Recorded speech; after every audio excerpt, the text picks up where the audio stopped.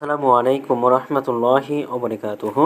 সম্মানিত প্রিয় মুসলিম ভাই ও বোনেরা, আর ইসলামিক টিভির পক্ষ থেকে সকলকে জানাই আন্তরিক মোবারকবাদ। আশা করি সকলে ভালো আছেন। আমি আলহামদুলিল্লাহ আল্লাহর রহমতে ভালো আছি। আজকে আপনাদের মাঝে আলোচনা করব ফরজ নামাজের পর 3 তাসবিহের আমল যেভাবে এলো। তো চলুন আমরা জেনে নিই। 5 ওয়াক্ত ফরজ নামাজের পর 3 তাসবিহ অর্থাৎ 33 বার সুবহানাল্লাহ, 33 বার আলহামদুলিল্লাহ এবং 34 বার আল্লাহু আকবার পড়ার আমলটি অত্যন্ত ফজিলতপূর্ণ। এই আমলটি এসেছিল আল্লাহর রাসূল সাল্লাল্লাহু আলাইহি ওয়াসাল্লামের কাছে দরিদ্র সাহাবীদের আবেদনের প্রেক্ষিতে।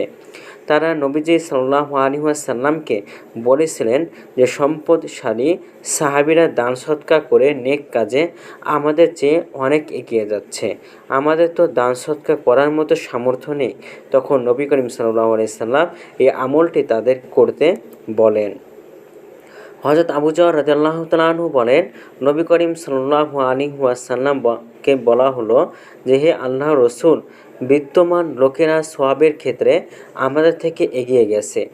আমরা যা বলি তারাও তা বলে এবং তারা ধন সম্পদ ব্যয় করে, কিন্তু আমরা তা পারি না।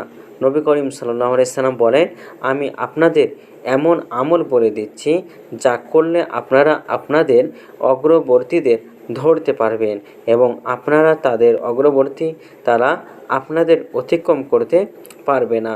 প্রতি ওয়াক্ত নামাজের পর আলহামদুলিল্লাহ, সুবহানাল্লাহ এবং আল্লাহু আকবার 33 বার এবং 34 বার পাঠ করুন। সুনানে ইবনে মাজাহ।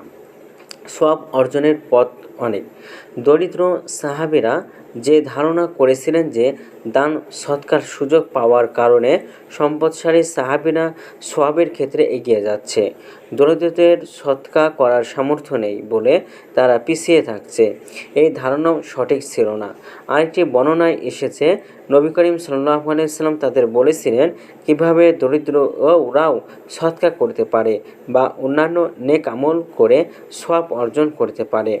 আবু যর রাদিয়াল্লাহু তাআলা আনহু থেকে বর্ণিত আরেকটি হাদিসে এসেছে, কিছু সাহাবী বললেন, হে আল্লাহর রাসূল, সম্পদশালীরাই তো বেশি নেকির অধিকারী হয়ে গেল। তারা নামাজ পড়ছে যেমন আমরা নামাজ পড়ছি, তারা রোজা রাখছে যেমন আমরাও রোজা রাখছি এবং নিজেদের প্রয়োজন অতিরিক্ত সম্পদ থেকে তারা সৎকা করছে। নবী করিম সাল্লাল্লাহু আলাইহি ওয়াসাল্লাম বলেন, আল্লাহ কি আপনাদের সৎকা করার মতো কিছু দান করেননি?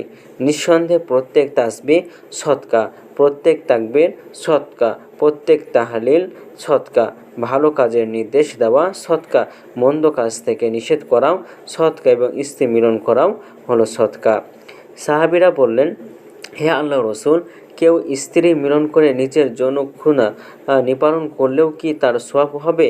তিনি বলেন, যদি কেউ অবৈধভাবে যৌন মিলন করে তাহলে কি তার পাপ হবে না? তাই সে যদি বৈধভাবে নিজের কামক্ষুধা নিবারণ করে তাহলে তাতে তা সওয়াব হবে। সহিহ মুসলিম শরীফ। অর্থাৎ সৎকা না করতে পারলেও তারা জিকির করে সওয়াব অর্জন করতে পারে। একইভাবে দারিদ্র্যের মধ্যে থাকা সত্ত্বেও গুনাহ থেকে বেঁচে থাকার পথে থাকা, পরিবার প্রয়োজনের জন্য উপার্জন এবং তাদের সাথে উত্তম আচরণের মাধ্যমেও তারা সওয়াব অর্জন করতে পারে। তো ভিডিওটি ভালো লাগলে অবশ্যই চ্যানেলটি সাবস্ক্রাইব করে পাশে থাকবেন। ধন্যবাদ সকলকে। আসসালামু আলাইকুম ওয়া রাহমাতুল্লাহি ওয়া বারাকাতুহু।